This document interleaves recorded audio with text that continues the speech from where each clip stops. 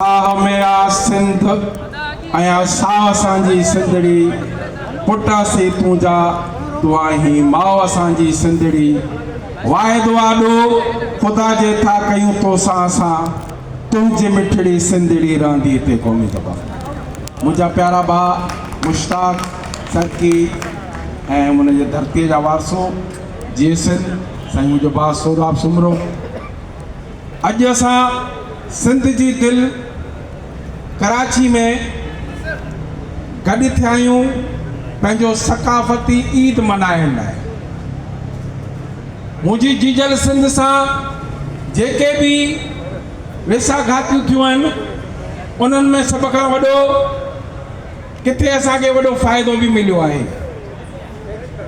ख़ासि करे उर्दू मीडिया जे हमेशह तासुब कयो आहे ऐं उन्ही जे शाहिद मसूद असांखे ही जेको तोहफ़ो ॾिनो आहे, जेको असीं ईद अॼु कराची सिंध जी दिलि पर छा पर दुनिया जे कुंड कुर्छ में, जापान में, अमेरिका में, बर्तानिया में, सॼी दुनिया में अॼु पंहिंजो असीं ईद जो ॾियारो मल्हाए रहिया आहियूं। इहे किथे किथे इहे तासुब जेके आहिनि उहे बि असांखे वॾी ॾींदा आहिनि फ़ाइदो। तंहिं हिसाब सां अॼु हीअ जेका ईद जो ॾींहुं आहे उनखे असां मल्हायूं। सभ खां पहिरियां मां दोस्तनि खे इहो चवंदुसि त बाबा महिरबानी कयो, कराची जेका आहे उहा सिंध जी दिलि आहे।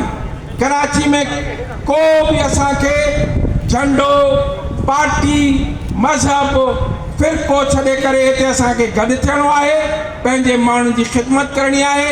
जीअं मुंहिंजो भाउ मुश्ताक सरकी, अॼु असांजे मथां तनक़ीदूं ॾाढियूं थींदियूं आहिनि, पर तंहिंजे बावजूदि हर जॻह ते को सिंधी माण्हुनि सां मसइलो थींदो आहे, पंहिंजी टीम खणी उते पहुचंदो आहे। तव्हांखे यादि हूंदो राजधानी वारो जेको केस हुओ, उहो हिकिड़ो दहशतगर्द असांजे हिकिड़े सिंधी माण्हू खे बेगुनाह हुन क़तल कयो हो, पर ही जवान उते बीह रहियो, शारा फैसल के न सॼो बंदि कयो ऐं अॼु ॾींहं ताईं उनजो परांद थी वियो। दोस्तो, मुंहिंजे ख़्याल में दोस्त ॿिया बि आया आहिनि, तंहिं करे मां इहो तव्हांजो शुक्रगुज़ार आहियां, ख़ासि करे पंहिंजे भाउ मुश्ताक सरकी जो, जंहिं वॾो मान ॾिनो। जी महिरबानी।